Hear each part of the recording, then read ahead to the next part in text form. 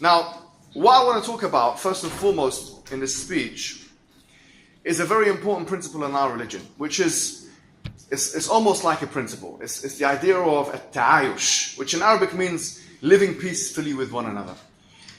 And what I want to put to you or submit to you today is that actually this is something in our religion. It's not just a cultural thing or Ghanaian practice or whatever it may be. It's actually you're embodying a very important part of our religion. The Quran says, لا ينهاكم الله عن الذين لم يقاتلوكم في الدين ولم يخرجوكم من دياركم أن تبروهم وتقسطوا إليهم إن الله يحب المقسطين.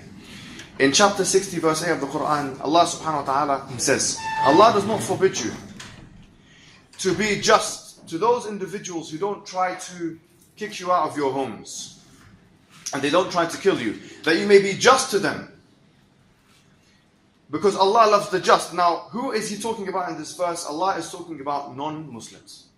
So the asl, the foundational position for a Muslim is, the way we should deal with a non-Muslim is we should deal with them with respect and tolerance. And the Quran says, وَقُولُوا لِلنَّاسِ حُسْنًا, and say good things to people. And the Arabic word linnas is am, which means it's a general word.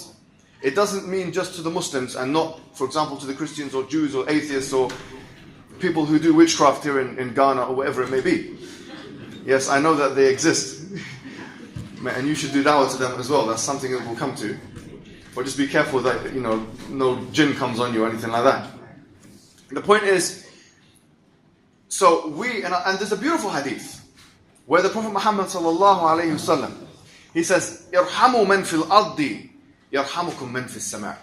Be merciful to those on the earth, and the one in the heaven will be merciful to you. I.e., Allah will be merciful to you. Now, what's really interesting about this hadith, "Irhamu man fil ard," and the Arabic language, "man" is min alfaz il-umum, which means from the general expressions. So when you say "Irhamu man fil ard," it means be merciful to all of those things on the earth, including the animals. And this shows you the depth of the mercy in Islam. And obviously the verse that I'm sure all of you are aware of, وَمَا أَرْسَلْنَاكَ إِلَّا رَحْمَةً لِلْعَالَمِينَ, that the Prophet Muhammad sallallahu alayhi wasallam, is said to him, we have not sent you except for a mercy to all human beings. That he is a mercy to the people. Now, the question now is, where are the limits? Where are the parameters? Where do we stop being merciful? Because we said that mercy is the asl position, the foundation position, the default position. So when do we maybe not be merciful? And that's an important question as well, because as Umar ibn Khattab said, and I love this, what he said something beautiful, wallahi, and I want you to remember this. Umar ibn Khattab, Ibn Abbas came to him, one of the cousins of the Prophet Muhammad sallallahu alaihi wasallam. He says, what do you do to be a leader? He says, لا يحمل هذا الأمر. He says that you will not be able to deal with it, i.e. leadership. And we know that the Muslims are the leaders, because Allah subhanahu wa ta'ala has chosen the ummah of Muhammad sallallahu alaihi wasallam to be the witnesses over all of the other ummah, all of the other nations on the earth. So he says, لا يحمل هذا الأمر. You will not be able to deal with this matter, or anyone will not be able to deal with this matter of leadership, illa, except for, and listen to this, and this is beautiful advice for everybody here. He says, اللَّيِّنُ فِي غَيْرِ ضَعْفٍ. Number one, the lenient one in other than weakness. Yes, there's a difference between being kind and being weak, and there is a fine line. You see, as Muslims, as human beings, as humans on planet Earth, we cannot assume that everyone's going to treat us with perfect respect. And for those individuals who don't treat you with perfect respect, our deen, Islam, gives us very important guidelines. So Allah subhanahu wa ta'ala says, وَجَزَاءُ سَيِّئَةٍ مِثْلُهَا. For example, if someone who is a transgressor, it could be a Muslim, yes? He comes to you and he does something that goes against you, yes? He takes your rights away from you. Or she takes your rights away from you. In many circumstances, you're allowed to respond to that individual in kind. Now, we don't have in our Quran the equivalent of slap you on one cheek, now give me the other cheek. Now, believe me, I don't think many Christians would practice this happily. One time I met one guy, it's on camera actually, it's a video, maybe we can get a video one day. And he was shouting at me, he's a Christian, his name was Godwin.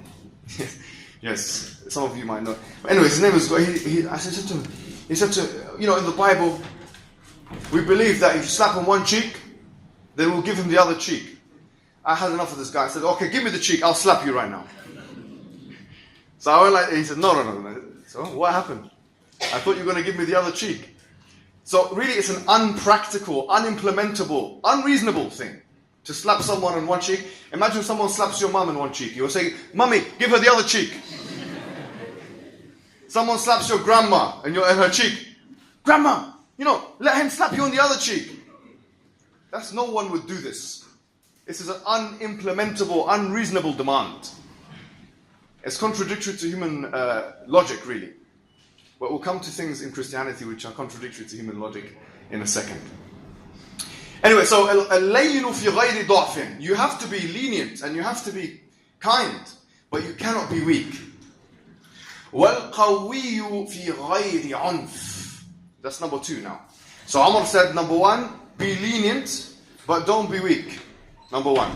And he was very, very strong. Umar, under Umar ibn Khattab. Just look at how Islam spread. SubhanAllah. Unbelievable. Unbelievable how Islam spread. How did Islam spread? Islam spread 642, Egypt was part of the Islamic Empire. 642. 643, Libya was part of the Islamic Empire. 644, what is now referred to as Al-Maghrib, the Maghrib region, where is Morocco and Tunisia and Algeria. That became part of the Islamic Empire, but that took about 49 years of fighting. Yes, it was quite a long thing. And then Islam trickled down to west and it went to east. And it didn't go to west and east by conquest, as Christianity did, by the way, and we'll come to this. When Islam came to West Africa, which is Ghana, you know, these places where we live now, and it went to East Africa, which is Ethiopia and Somalia, it was through trade for the most part. It was through the nobles, the tribes leaders adopting the faith. And there were some skirmishes. We're not saying that the Muwahhidun and the Murabitun and these empires did not have wars with Africans and it didn't happen. It did happen. But that was lesser the case. It was usually the African's choice. Islam was the West African choice. Whereas Christianity really wasn't, to be frank. For the most part, Christianity was forced upon the West African. This is the reality. And we'll come to this. But the point is, Islam spread very quickly under Umar. So he was a strong man. And he was such a strong man that Michael Hart, the one who wrote, you know, the 100 most influential people of all time, he put Umar ibn Khattab in the top 10. Because he knows, as a political leader, he was very strong. So but listen to what he says. He says, Al-Qawiyyu fi ghayri unf. He says, be strong. Yes, he says, be strong, but don't be aggressive. Be strong in other than aggression. Because there is a fine line in strength versus aggression. Al-Qawiyyu fi ghayri unf. Being strong doesn't mean you're going to oppress the people now and take their rights and push people around that are weaker than you. No. You give people what they deserve. And then he said 2 other things. He says, Al-Jawadu fi ghayri israf. He said also the one who gives money, he is, you could say, generous, but he is not someone who is extravagant. So to give him too much money, you have no money, as the Quran says. وَلَا تَجْعَلْ يَدَكَ مَغْلُولَةً إِلَىٰ عُنُقِكَ وَلَا تَبْسُطْهَا كُلَّ الْبَسْطِ. In chapter 17 of the Quran, it says that don't bring your hand too close to you like this. It would be, you know, stingy, and don't bring it out too much, because you'll be regretting that. So these are 4 principles, and the 4th thing he says, وَالْمُمْسِكْ فِي غَيْرِ بُخْلٍ. And you save money, but you're not stingy. So if, as we started off by saying, the way we deal with the other ummah or the other people can be summarized in those 4 points of Umar. Number 1, we're lenient, but we're not weak. We're strong, but we're not aggressive. At least in theory, that's how it should be, yeah? Number 3, we're generous, but we're not extravagant. And number 4, we save money, but we don't hold back on people. It's good to be generous, and mashallah, it's part of the culture here too, as the brother said in the beginning, to be generous. We actually went to a village we went to a village in North Ghana because we're trying to do this project where we're putting bore holes into the ground.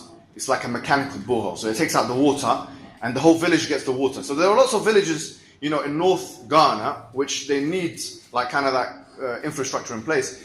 Otherwise, they have to go a long way to get water. It's a very big problem in Ghana, which, by the way, we should all help out with, because there are Ghanaian brothers, our Muslim brothers, our brothers in humanity, might be Christians, doesn't matter, but people deserve water. Yes, so everyone should be involved in that, should be aware of that, and that's happening in this country. Yeah, in big cities like Accra, we might not have that awareness, but in villages, because according to statistics, 48% of Ghanaian population is rurally dispersed, which means it's not one of those countries, like in Egypt, for example, maybe 80% of people live in cities. Yes? But in Ghana, it's not like that. In Ghana, it's like 50-50. So you have a lot of people scattered around in villages who, they don't even have internet connection, they don't have electricity, they don't have water even. And so we need to know who they are, and we need to do something to help those individuals. And so when you go to North, we went to this one place where there was no water. Well, there was water, but it was just difficult. They had to go through a whole process of filtration. Get the water, it's a mud water, bring it out and clean it up and all these things. As soon as we came down, we sat down, and we actually filmed this as well, yeah? And these people, they were very poor, very, very humble people. They actually gave us water, clean one. They went and they found water for us, and they gave it as a gift. And we had to accept the gift as the sunnah of the Prophet Muhammad sallallahu alaihi wasallam. But this is beautiful. It's a beautiful act of generosity. You know, it's amazing. So it made me learn. This is a learning experience for me. It was a deep experience that I don't think I'll ever forget.